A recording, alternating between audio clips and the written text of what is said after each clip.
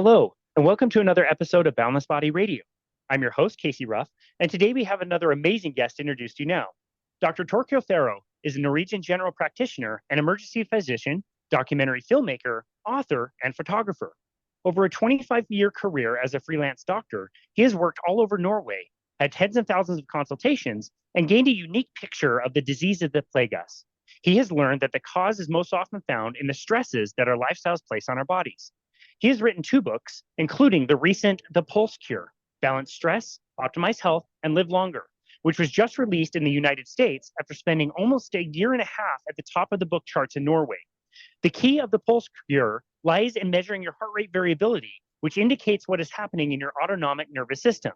Tuning into your heart rate variability, or HRV for short, can show you how your personal constitution reacts to specific stressors and help you tailor what you need to do to recharge. Whether you're healthy but want to make a proactive approach to your health, or exhausted and want your energy back, Dr. Færø's clear, upbeat guidance will help you to get healthy using accessible data thanks to many of our smart devices. Dr. Torkil Færø, what an absolute honor it is to welcome you to Balanced Body Radio. Thank you, Casey. Very nice to be here. It's very nice to have you on the show. Question number one is, did I pronounce your name correctly?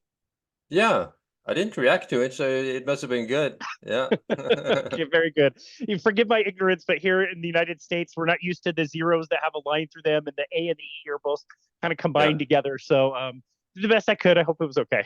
Yeah, it was good. Yeah. In the introduction, we mentioned that you've written two books. I want to just briefly ask you about the first book that you wrote, all about photography.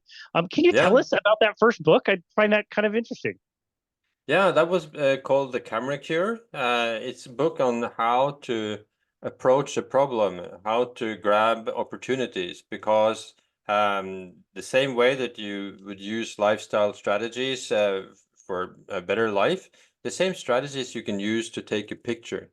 Because I've been teaching photography for like 12, 15 years and doing workshops, all over the world. And I saw that, if you approach these opportunities and problems with photography, you can learn how to transfer this into real life. So it's kind of 55 different photographic tasks, that it could be about patience, about luck, about being calm, and so many things that you can transfer into real life. Yeah. So and that has also actually been a bestseller in Norway, but the Pulse Cure was kind of shadowing all that, and the Camera Cure was a bit killed by COVID because it was released just four months before COVID hit, so everything stopped, and that. So but it still did very well, and and that is also my entrance into the heart rate variability, because I could see that doing photography is an activating mode of your nervous system. So I got interested in, because in med school, we had only heard about the autonomic nervous system as fight, flight, and freeze. And when I started monitoring my heart rate variability, I could clearly see that going hunting for a picture is clearly a sympathetic drive, and a stressor on the system.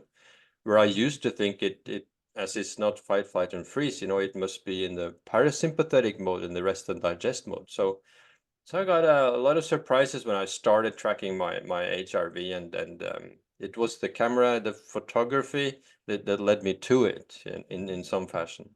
Yeah, that's very interesting. In high school, I got my first camera and kind of taught myself how to change the apertures and all the stuff I'm not very good at anymore. Now we all have iPhones.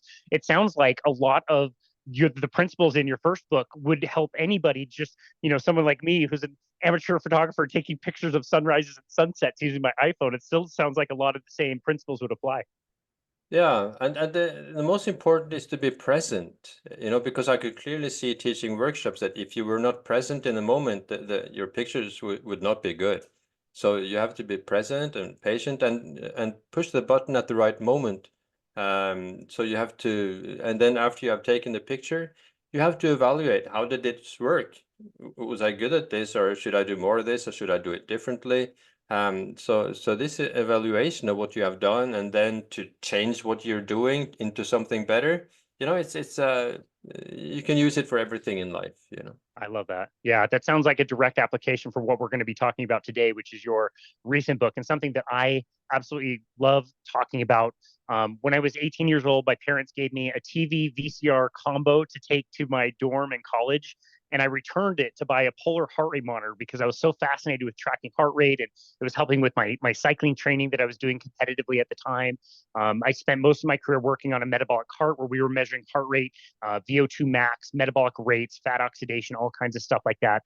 And as part of that, we got into using technology to measure heart rate variability in various different ways over the time. There were certain forms of heart rate variability that the old Polar watches would do back in like 2006, 2007. There's different apps that you can buy now, and certainly lots of different heart rate monitors.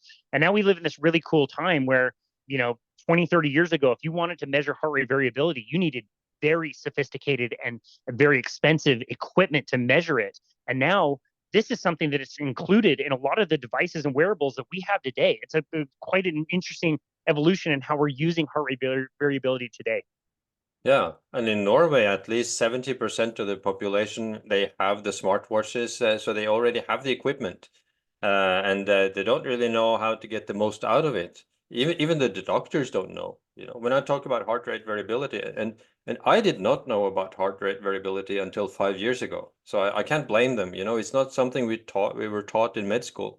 But it's such an important metric, and that we all have access to it in a cheap way, using artificial intelligence, to interpret the numbers that you would have to interpret yourself, back in the day.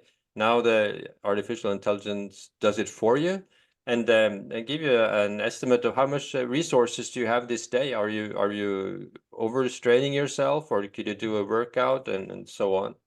So it's just for us doctors, it's just a magnificent tool, and that the patients, and hopefully people before they get patients can use it. I watched recently a podcast on Whoop podcast about Cristiano Ronaldo, the soccer player, if you're familiar with him. Yeah. Yeah, he says it's like having a doctor on his wrist. Hmm. And I agree to that, so you have like a 24/7 doctor that can tell you the state of your physiology, of your autonomic nervous system. And of all the metrics that I know as a doctor, then heart rate variability may be the most important. And it's also a biometric that tells you your risk of getting a disease, and it makes it possible for you to adjust that and to regulate your system so that you get a better HRV and a less chance of contracting all the diseases that you do not want over time. And it also gives you more, more well-being in the moment as well. So, Yeah. Love it. Excellent. Before we deep dive into HRV, we host a lot of doctors on our podcast that talk about lifestyle changes, and a lot of the doctors that we chat with have become really disillusioned with the way the system works, and they somewhat get sick of just treating sick people with pills rather than trying to get on the leading edge of that and try to make people healthier. And I know you've had a similar experience. I would imagine in Norway, you probably have a far healthier population than we have around here in the United States. We seem to be really leading the charge in diseases and all kinds of poor health. I would just love to hear your own personal story and how you found being a doctor, and what you've learned about treating sick people versus trying to help keep people healthy from the beginning. Yeah, that's right. That's one of my favorite subjects, and we're catching up with you in the States. I must unfortunately say that, Sorry because about that. the people I see in my daily job as a doctor, they're like metabolic wrecks, and it's a bit sad to see, and particularly when you know that they could avoid getting all these diseases that they come from. But and what is the problem with the education in the medical school is that we only care about diseases. So we can identify disease and find the mechanism and find the treatment, whether surgical or with the medicines. We did not know or learn how to create health. So repairing disease was the subject, and not creating health, which is like two different things. And we did not learn anything about exercise, anything about sleep, very little about diet, and particularly about what we now know about diet, with microbiome and ultra-processed food and those kind of things. And also not about the power of rest, which is so important, to get downtime. And that is also interesting about the technology now, because the technology stresses us and has gotten us into this trouble that we have, partly because of that. But they can also take us out of it by being such a measure of our stress level, so we can regulate it if we want to. So I'm a bit sad to be working in Norway. 97% of the budget goes to treating diseases, and 3% goes to preventative medicine, and that has to change. It's not sustainable over time. So and it's also now that we know how much healthier you can be, it's kind of ethically not right, to not tell the patients that you can reverse your diabetes, you can reverse a lot of your autoimmune diseases, and there's so much you can do, and not just sit here and passively take a pill that is not really going to fix your problem. Yeah. Do you recall like a specific moment in your career where that kind of occurred to you, or was it something more kind of gradual that it occurred to you that like, wow, we really should be doing more prevention versus just treating people when they get sick? The change more or less came in my life, because I used to believe, what we learned. So I did not care so much about keeping my own health in order. So I weighed 40 pounds more than I do today. I did not exercise. I was working nighttime as a doctor, totally jet lagged from week to week. And not good at stress management and diet and anything. Yeah, I was drinking, 2 glasses of wine every day. That was recommended, 10 years ago, incredibly enough. So I was in a quite poor shape, I would say, at least not mentally, because I had a blast of a life. I was sailing around the world, doing photography, all kinds of adventurous things. But my physical appearance was when I show pictures at my lectures, people start laughing. I'm not recognizable, to myself, and how I was then 10 years ago. But then my father died, and then I started at 73. And then I started reorienting myself, to find out, I don't want that. I want to live till I'm 90, or preferably 100, and still be going strong. I know that you can do that because I have patients, in that category. So, and I know what they do. So I just turned everything around and got to read books again, because after medical school, you just shun books. You have read such a load of books that you don't want to ever open a book again. And then I started opening the new books, that told me all about everything that you probably knew before me, about nutrition, sleep, diet, exercise, everything that is in the Pulse Cure in the book. The Pulse Cure is really, although it's connected to how to use the wearables, it's really a collection of the best lifestyle strategies to live longer and better and healthier, and more well-being and energy in the moment, which because that's the same thing. And it's visible in your heart rate, luckily, incredibly enough. Yeah, that's amazing. Can I ask you about your father? Did he pass away of like chronic disease as you're looking back? Yeah, that a kind of cancer that is related to lifestyle. Now, when we used to think that cancer, that's just either genetic or bad luck.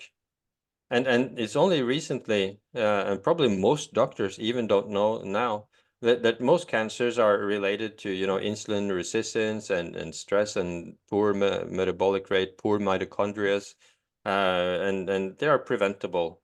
So he had a quite normal lifestyle, but not exercising, and well, he he could have done better, but we didn't know that, he lived a normal life, but I decided to, yeah, see how can I increase my chances of living longer. You never know, you could get all kinds of disease, of course, but the risk will be less when I do the right things. And it's so much easier to do the right things when you can see on your watches or on your rings that you get the result. Immediately you will see, if you have done something that is not really smart, like eating crisps or a late night pizza or 3 beers or whatever, you will see it in your heart rate and on your monitor. So it's kind of motivating to get the immediate result instead of waiting, 30 years to see the disease you may or may not get. Yeah, no, I absolutely love that. I think of something like this, like HRV, is very similar to being like a speedometer on my car. The speedometer on my car doesn't tell me what I need to do, how I need to change my behavior or my speed. The speedometer doesn't know whether I'm driving through my neighborhood or driving on the freeway. It doesn't know whether it's rush hour traffic or whether it's 2 a.m. It's just telling me something. And what you said there is in the book, there's lots of things that we talk about as far as sleep and recovery and how you manage your exercise and alcohol and all these different things. The HRV itself is just a piece of information that can then drive better decisions. And if you look at it that way, it's like, okay, this is the piece of data. Now, what are we going to do with this data? We can use that to help drive better decisions. And that itself, again, it's like the speedometer and giving you the context of like, wow, I'm going 60 miles an hour down my residential street. Like, that's not a great idea. I want to clobber a kiddo or something. Like, you can change your behaviors around it based on that data. Yeah, exactly. And the HRV is like the physiological speed. So you kind of see your physiological speed in the moment on these, at least some of the wearables will it's a different quality, but particularly the Garmin watches and probably other devices as well will give you the speed in the moment. I can always take one look at my watch and see that my stress level is right now 36 from 0 to 100. And depending on, what I'm doing, I'll often guess what the stress level will be before I take a look at the watch. And then I see my physiological speed. And then, as you say, that we can't drive at full speed all the time. We are not built for that. We are not machines. We are so much surrounded by machines that we start thinking about ourselves as machines, that we can go on the whole day and pushing ourselves. But we can't do that, So we have to actually stop and put our physiological speed to the minimum for large parts of the day. And what you start discovering when you track your HRV is that a lot of the stress comes from surprising sources. It's not necessarily the mental stress. It may be, altitude. If you're in Utah, go up to the mountains. That will affect it a lot. Alcohol, a late night meal, the menstrual cycle for women can be a really tough one. And often I see that a lot of diseases will reduce your HRV for a lot longer than I used to think as a doctor. And after surgery and a lot of surgical procedures, we can see that the HRV is down for a long, long time. And that makes it easier for doctors to tell when can you go back to work and so on. Yeah. Well, I had a client who was using HRV to manage his cycle training program, and he had to travel quite a bit for his job. And sure enough, every day after he would fly, any length, a flight would really affect his HRV, and it affected his training program. We had to kind of plan around that. And so it's interesting to find out that there are so many different, stressors out there. And let's definitely get into that and talk about that. But first, for the person that does not know what HRV is, can you explain what heart rate variability means? Yeah, that person has probably been waiting for a long time now to That's to okay. find out what are these guys talking about. That's good. Keep the suspense. Exactly. The heart rate variability is the variation between heartbeats. So when you are in the restful state, the state where your body can recuperate and recover, and all the cells can get back and do their recovering stuff. Then when you breathe in, the heart rate will go up a little bit because the lungs are filled with oxygen.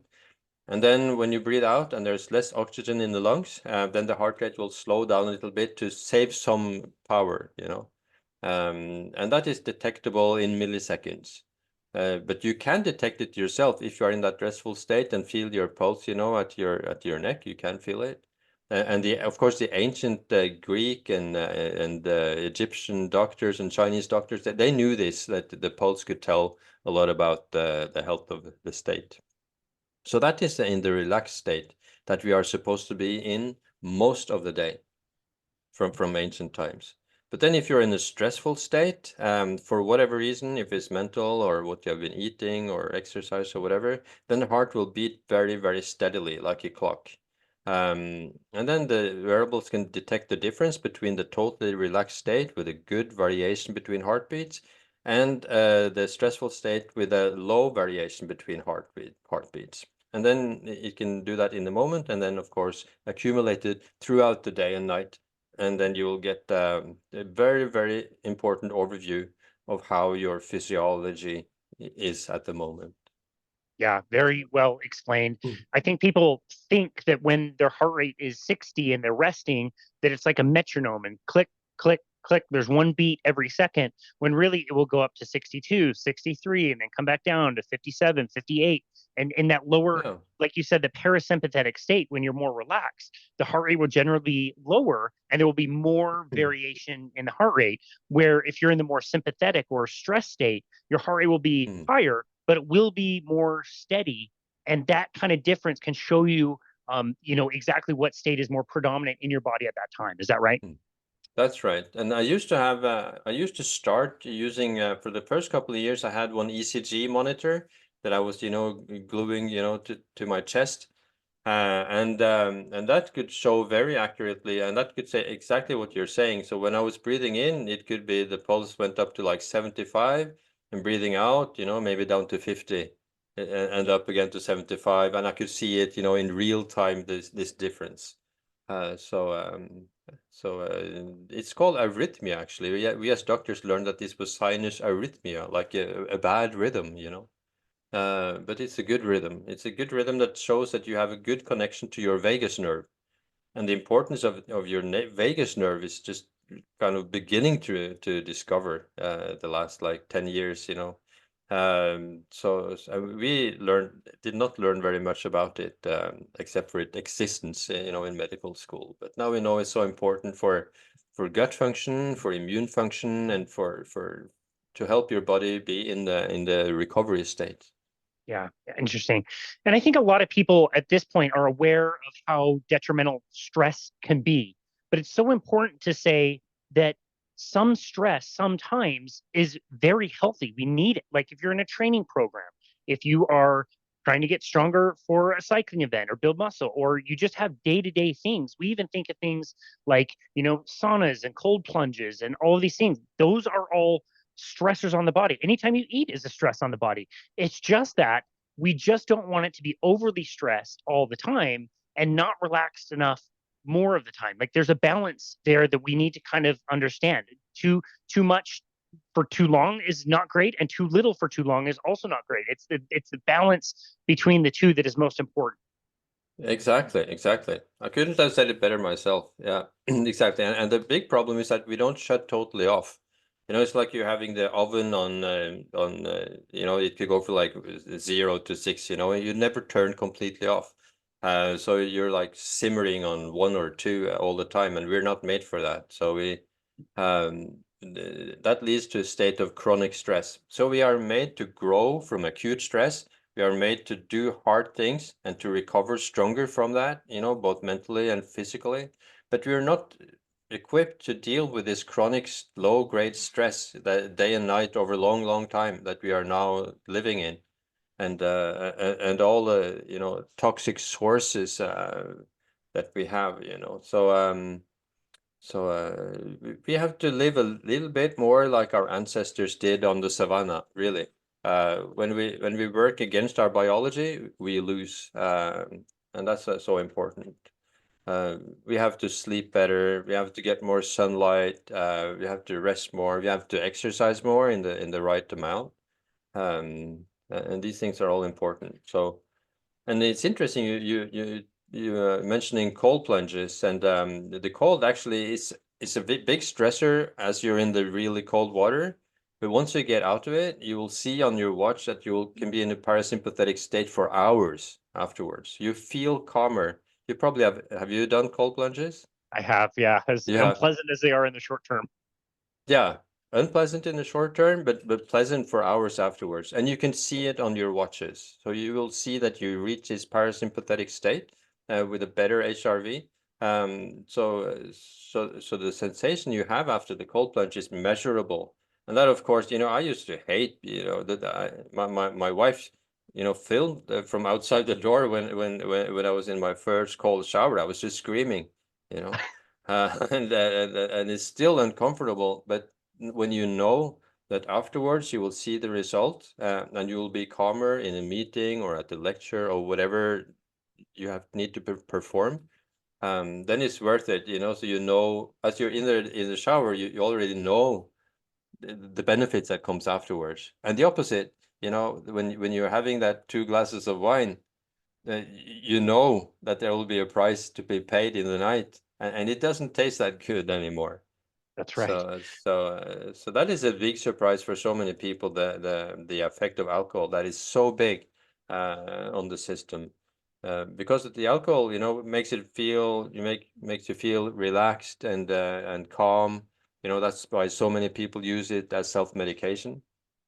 But then during the night, the alcohol has to be changed into acetaldehyde, which is very toxic, and the body is struggling, and the liver is struggling very hard to get rid of it.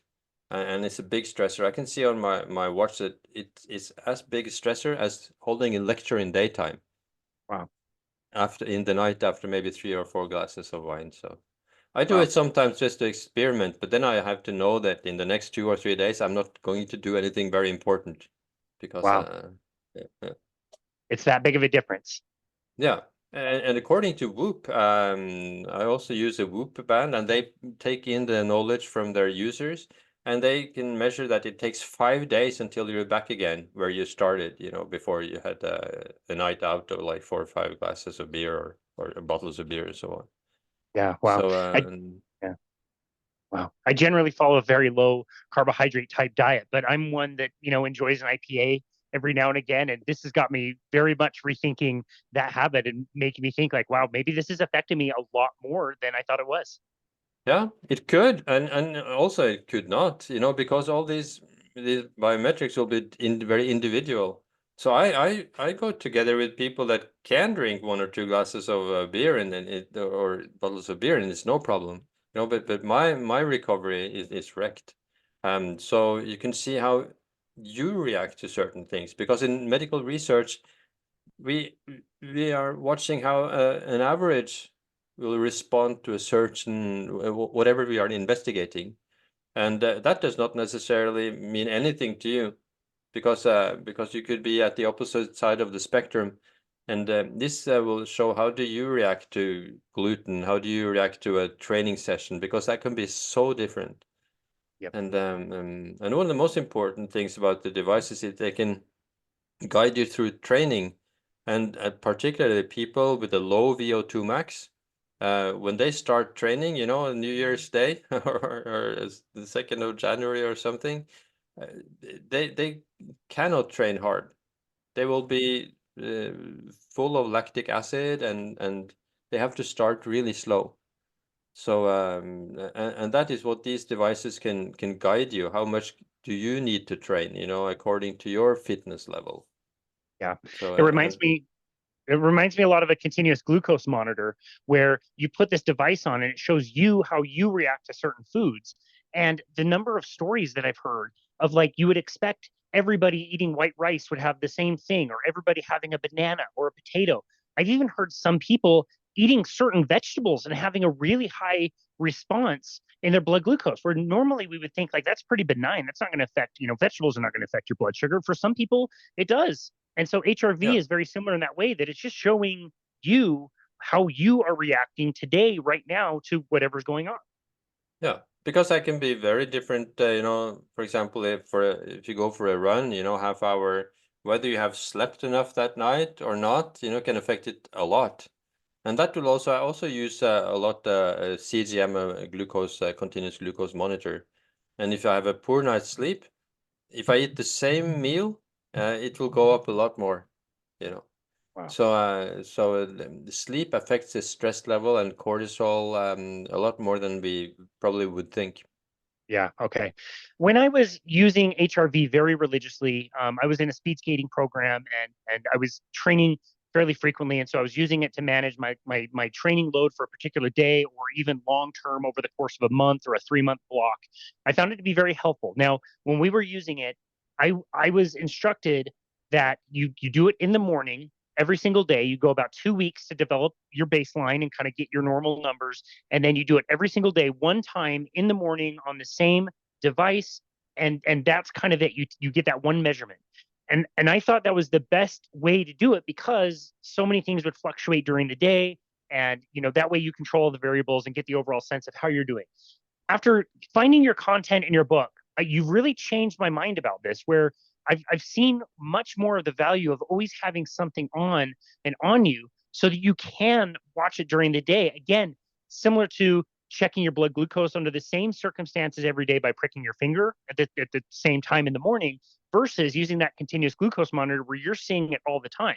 So again, I really appreciate how you've approached this, and it does so in a way that democratizes this for everybody, because so many people now have access to these devices that have this built in. So I like that you kind of approach it in that way. Can you talk about that a little bit? Yeah, because kind of the old way of measuring it is just as you say, that you were supposed to measure it in the morning. And that was because if you measure it at some point during the day, it can be a lot more tricky, because there's so many things that can affect it. So if you didn't have the algorithms and the right equipment, it would be no use to pick a certain point in the day and then just do it. So you would need to do it at the same time every day. And the problem is that it's like you only get the total on your bill. You only see the total sum of all the expenses or items that you have been doing. So what the like Garmin does is that it will show you the items on the list. It will show, okay, how much did the lunch affect you? How much did the run, your jogging run affect you? And this conversation with a friend or an enemy, how does this the quarreling with your wife or all these different variables, so then you can see it, and you would not be able to see that from just measuring in the morning. You may see that, okay, the level was low today, but you have no idea of what it was. For example, I've identified chili as a terrible destroying my recovery state. I did not know that. I've been eating chili, of course, all my life, but I never gathered from waking up in the morning feeling a bit sluggish that it was the chili I ate at 6 o'clock the day before that did that. I could not have found that out, but when I see the readouts from the watch, I see that, okay, it started at 6 o'clock. Okay, what did I do then? Oh, I was eating a bag of chili crisps or whatever. Okay, so that was the reason. So it's much more easier to identify the different items on your kind of your items on your list of what affected your heart rate variability, if Very, that very was interesting. understandable. Yeah. Yeah, that's very interesting. And we know that different companies probably all have different systems, different algorithms, different scoring systems.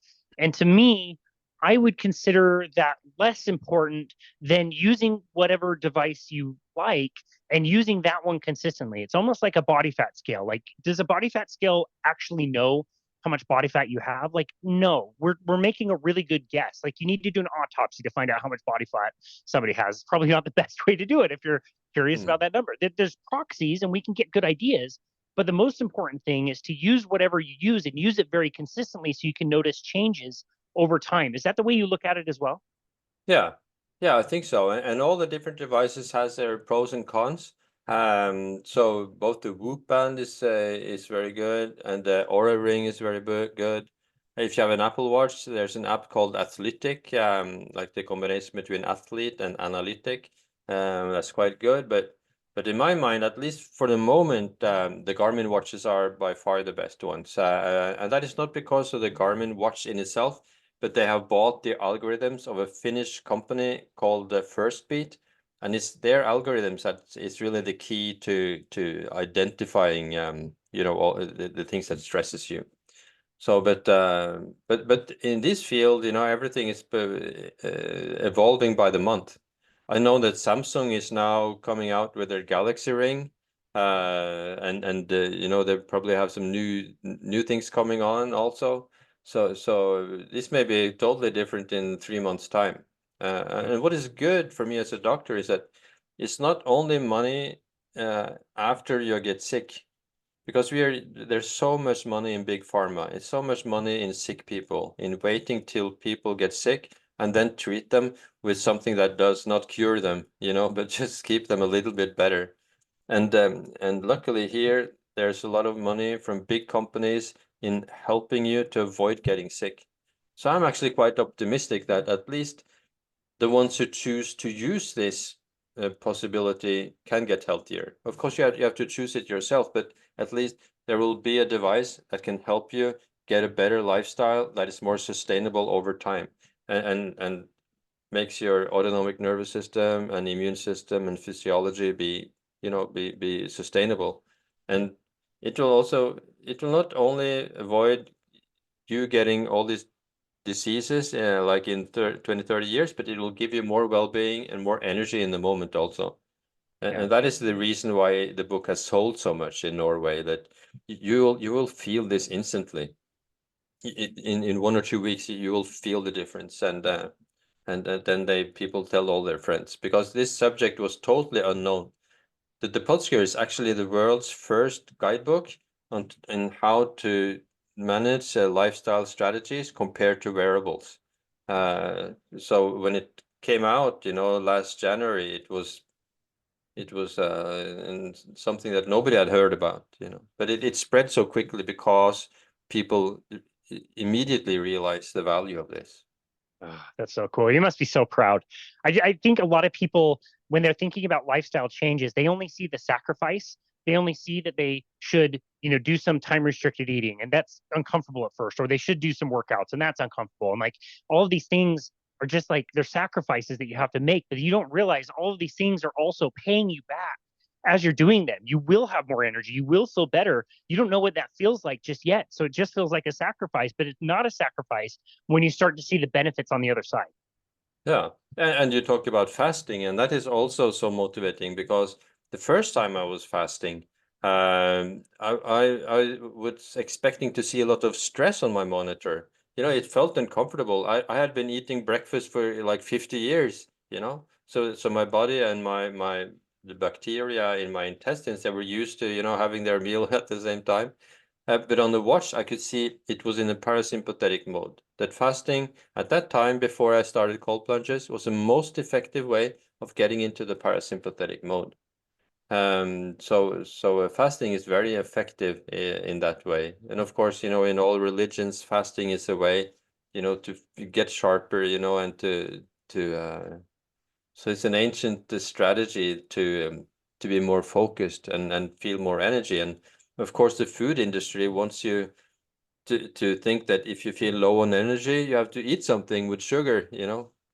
That's right. And of course, when you eat something with sugar and you have used this glucose monitor, you can see that the sugar goes high up and then crashes down.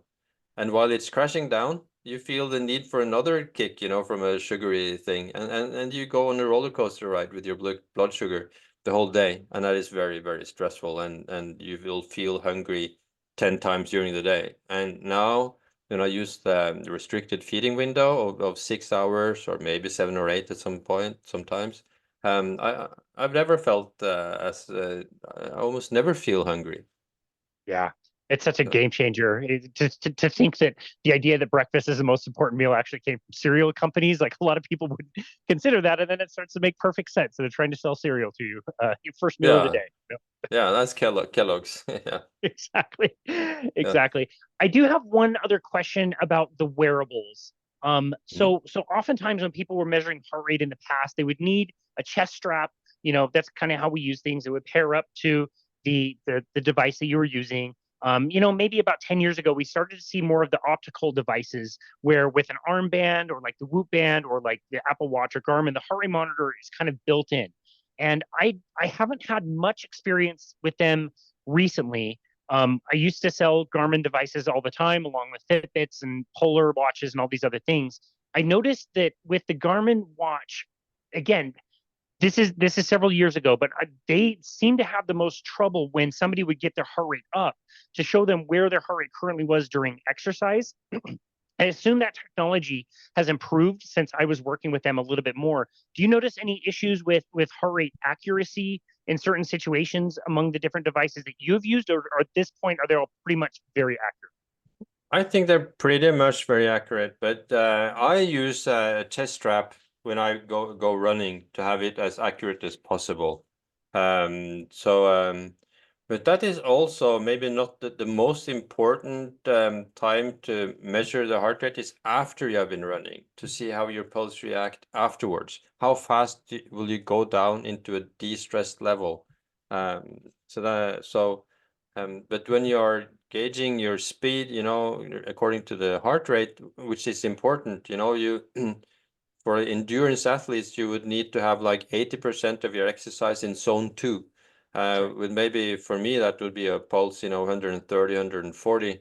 And then maybe 20% of your exercise, maybe in zone 4 or with a more strain on your system. So most people, they train too hard. They think that they always have to work out maximum and be really, really tired afterwards to have any worth. But we see now that when you train after your HRV and keep 80% in zone 2, you will get better, because the key is in the recovery and not in the strain.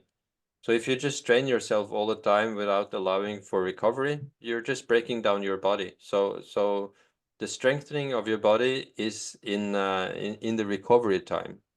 So you have to allow for that, and that can be hard to know. So you need these devices to be able to tell you better when you are recuperating after exercise. So exercise is bad for you. Recovery is good. Is what I've heard. People say it in that way. So you have to make sure that you get enough recovery. Yeah. I'm so glad you went there with that. I cannot tell you how amazing it was to, again, use these metabolic carts, be validating based on what we call respiratory quotient, or the difference between the oxygen and carbon dioxide that somebody was breathing in and breathing out, to be able to determine where somebody's maximum fat burning heart rate would be. It was amazing to see how consistent it was with the MAF formula, which you cited, 180 minus your age, gives you a target range of where you should spend at least 80% of your time. It also very, very, very closely correlated when I would ask the person on a scale of 1 to 10 how difficult they felt like they were working. Most commonly, you'd hit that heart rate at that kind of maximum fat oxidation when somebody was at a 5 out of 10 for difficulty while they were working out. It could be conversational. They were certainly having a light sweat, but they could continue on at that pace for very long. And I got so much pushback with all these people saying, "I'm not going hard enough. I want to go harder. Like, why do I have to restrict myself?" And it's like, stay down at that heart rate range for 80% of your time. Like you said, you'll get better. It will improve. Your workloads will go up. Your heart rate will stay the same, but you'll be able to run faster or cycle faster, or up more incline. Like, you will be able to do more work, but you have to follow those principles and restrain yourself down to those lower heart rate ranges where people feel like they're not getting a good enough workout. So I'm glad you brought that up.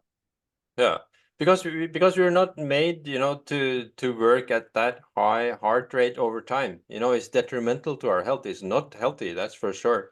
Because it creates a lot of inflammation in the body. Because ancient, in the savannah 50,000 years ago, or 200,000 years ago, or a million years ago, they would never run or do anything at 180 in heart rate. That the only time that was happening was if you're running from a lion or something. You would not run that hard. So and the body, it will create a lot of inflammation in your body if you exercise at that, and then you would need a lot of recovery, and you will feel bad, and you will perform worse. Like when I'm writing, I cannot exercise that hard, because if I exercise hard, I don't have the concentration to write my next book. And there's no need to exercise that hard either. And particularly if you're not chasing that, first place and medal in a marathon or whatever. Yep, that's right. Yeah, I think of like my, weekly hockey games that I play on the ice, and it's like, yeah, my heart rate's going to get way high, but that's only for, a minute or 2 minute long shift, and then I'm sitting back down for 4 or 5 minutes before I get back out there. And I don't do that every day. That's once a week, maybe, that I am able to do that. And the rest of the time, I try to keep everything a lot lower and recommend that for my clients. I do have one last question about the exercise side of things. How have you been able to use HRV with people that are on a specific plan? Like for example, I've got several clients that I use a website called Training Peaks, where we create plans for them to train for Ironman or marathon or some of the things you mentioned. I don't think they're the best things that everybody should be doing all the time. It's quite a bit of training. Like you said, we would have never spent, you know, 14 hours a day doing work the way that some people do Ironman. So debatable on whether that's like the healthiest thing to do. But we use, a training calendar to give them a plan. However, the plan does not respond to their work day or their work week or what they had for lunch yesterday, where HRV can. So, can you talk about how we can use plans to create a structure, but also be very flexible based on the data we're getting from HRV? Yeah, it's probably at least good, to have this 80-20, in the zone 2 and maybe zone 4 or 5. And then also to have a look at everything else that goes on in their lives. Because if one person have a stressful job and another person has a relaxing job, their training intensity should be very different. And if one person likes to eat pizza and don't tolerate gluten and get inflammation from that, it will be a different level. So they should really, and if you Google, HRV and training, you can see that the people that are training in accordance with their HRV. So if their HRV is low, it means that they have been overtraining, and then they relax a day or two and until the HRV goes back up again. They perform better. But I'm not expert at the top athlete level, but I know that the top athletes they use HRV to optimize, and particularly when they are tapering in the front of a big competition, they would do that. So I know that like the winner of Tour de France, even him uses 80% of the exercise in zone 2. So this is not only for amateurs or whatever you call it. It's for the real top athletes. Yep, definitely. I thought it was interesting to use it in the context of like sports teams, like a soccer team. Like if you had HRV data for all of your players, you could know if you have, four strikers available, but two of them don't have HRV scores that matter. You might know that, okay, I can play them, but I'm going to have to sub them out sooner. And that changes my whole game. And then you can also approach those players and say, okay, how can we maximize this better for our next match so that you can be more recovered so that we can use the team. I thought that application was very, very interesting. And I really appreciate your insight into the exercise piece. I think that's a really fascinating way to look at it. Yeah, yeah. So yeah, that's important, as you say, that on the teamwork that you could see which players are in a good shape, and can tolerate the hard match and do you use cold water or cold therapy after the hockey matches or? I used to be a lot more consistent with it after my cycle races. Again, it was so terribly painful to sit in a cold kind of creek coming from the mountains with snow that had just melted, 5 minutes ago. But No, after a no. race, oh, it just restores your leg. Your legs feel absolutely amazing afterwards. So now it's mostly like cold showers that I do. I wish I Yeah, had a yeah, cold plunge or would go to the canyons a little bit more to sit in that water. yeah, But yeah. yeah, do you have access to a cold plunge, cold water, or do you mostly do the cold showers? Yeah, or mostly cold showers, as is more easily accessible. And if the temperature is not very low, you can just extend the time. That will have the same effect. Great point. So I use Yeah, that. that's a great point. Yeah, great point. You mentioned something earlier, which I think is fascinating. I didn't want to miss this. Women and their menstrual cycle. I thought was fascinating. How can Mm. HRV help women understand their cycle better and plan lifestyle things around that? Um, the women will the week before menstruation, a lot of women will have a very big dip in the heart rate variability. It can be as hard as COVID when I can see it on the curves of the heart rate variability, and can then last for a week. So what they feel, that they could be feeling or having mood swings and so on. it's not just a feeling, it's a physiological strain on their bodies. And it seems that it has a lot to do with their overall stress level. So if they have a lot of stress, it will disturb the female hormones, particularly progesterone. And that is what it seems to be leading this downward dip in the heart rate variability. And once you start taking that into account and you don't stress as much or exercise as much during that time, it can level out quite a lot. So the people who have strong PMS syndromes or even PMDD, which is more a premenstrual dysphoric syndrome or dysfunction, that then they can see that in their curves, at least from the Garmin watches. And then they can start taking measures to avoid that. Mm. Yeah, gotcha. Okay, I think that's very fascinating and a really probably underused area that more people need to know about as far as HRV goes. Absolutely. I mean, if there's one specialty in medicine that should be paying really much attention to HRV, that is gynecologists, because it will have a lot effect on the pregnancy. It will have a lot effect on the menopause, and polycystic ovarian syndrome is related to HRV. Endometriosis is related to HRV. The fertility, infertility, or fertility, I will also depend on HRV. So so so that is so important, when it comes to female reproduction and hormones. Yeah, okay, excellent. And I know we've already mentioned this, but just to reiterate, since it's something we love to talk about around here, the nutrition piece of things, regardless of what somebody decides to do for their own personal diet, we can pretty much probably all agree that it's the processed and ultra processed foods. It's a lot of sugar. It's a lot of, ingredients that you can't pronounce and you don't have available to you in your own kitchen. It's the seed oils. It's things like constant eating and snacking, not doing time restriction that is probably going to cause the most disruption to HRV. Is that accurate to say based on your experience?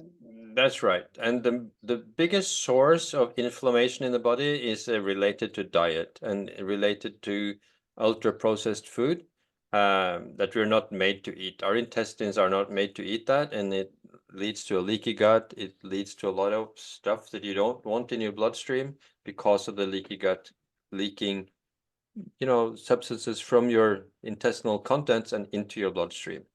And it seems that ultra-processed food, or at least some parts of it, will give you this inflammation, and it will be visible on your monitor. And that was the biggest surprise to me, that when I started tracking my system, that if I was eating certain things, it would be a so big stress on my body. Because I have the same job, when I work as a doctor before and after lunch.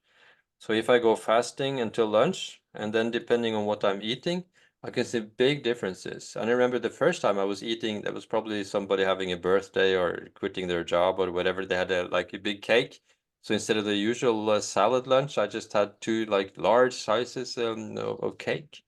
And the stress was terrible, for maybe 3 or 4 hours afterwards. And I would never have imagined, even as a doctor, that that could be a consequence. So more and more people see that the sources of their joint pains and fibromyalgia and migraine and then brain fog and all of these things is very often that they're eating food that they cannot tolerate. And that could be also, it's most often gluten and milk proteins that is the culprit. But it can be other stuff. So it may, if you see that there will be a big difference in the fasting state until your eating state, very often, then I would take a test for food allergies or food intolerances. Is probably better to say, because you may find out that certain foods that you should not eat. Yeah, excellent. Just out of curiosity, and again, this is highly individualized, but I'm just curious, besides intermittent fasting, how do you construct your own personal diet? What things do you make sure that you always include, and what things besides the processed foods and two slices of cake for lunch do you try to avoid? Hmm. I try to eat whole foods, and that's probably the most important. Eggs, nuts, salads, as meat that is not so much processed. Things that the people say, that things that your great grandmother would recognize as food. So if you stick to that and avoid the ultra processed food, avoid the snacks, junk food. So that's important. That's So great. yeah, and stick to like water for to drink. Perfect. Stay away Yeah. from soft drinks and sugary drinks. Yeah. Yeah, that's perfect. If you're listening and not watching, Dr. Torkil Færø is very, very fit looking. It's hard to imagine those before pictures that you were describing of yourself 40 pounds heavier. I cannot even imagine that. You look totally healthy and radiant. I'm just curious, is there anything else about the book that we've missed that we need to reiterate or talk about? Oh, not really. I think we've been covering a lot. So it's only we have a website, a social website. It's called thepulsecure.com, where it's possible to see video lectures and webinars and a lot of information. So I have a blog there, and so if people are interested in this, then thepulsecure.com would be a good place to go to ask questions. And it's like a Facebook page where you can show your curves or ask questions and get answers. So I've been on the website. It's a great resource. You offer a lot of things there. I really like it. Yeah, good. So, And we're building it up now. So in Norway is big. We have a Norwegian website, and this is the international website, and we're constructing it. So it will be bigger and better and with more information. that's fantastic. By the time. Yeah, that's fantastic. I definitely need to visit Scandinavia at some point. I feel like I would fit in based on my genes and hair color and skin type and Yeah, everything. yeah. You look Norwegian, yeah. I would love to. I'll start learning Norwegian language, and yeah, I can use the expanded website.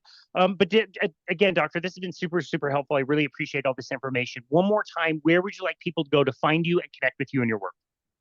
Yeah, that would be on thepulsecure.com, I think. I'm also on Instagram at Doc Torkil. I have a big Norwegian Instagram and I have a much smaller English-speaking Instagram. So, but it's just recently released in the US, so it will probably be more people there by the time. Yeah, that's excellent. So, Well, we'll link that in the show notes. My Instagram page just got hacked and completely taken over, and I have no more access to it. So I just created a oh, new one. Yeah, it was not a great situation, but I've got a new one. So that will be one follow right there. I'll make sure to follow you. And yeah, we'll recommend that to all our listeners as well. We'll link that in the notes. Dr. Færø, thank you so very much for all the work that you've done and making this such an engaging and interesting topic of discussion. And I also, like we said in the interview, I really appreciate that you found a way to use the devices that we already have. So it democratizes things a lot more. People have this available. They don't need to go out and buy another device, new things. It's just using the tools that they have available, I think is really, really important and very practical. So thank you so very much for that. And thank you for taking the time to be on our show today. We really appreciate you. thanks for having me, Casey. Very nice to have this conversation, and particularly as you know so much about it, it was very, very interesting. Thank you. Well, thank you very much. We really appreciate it. And this has been another episode of Boundless Body Radio.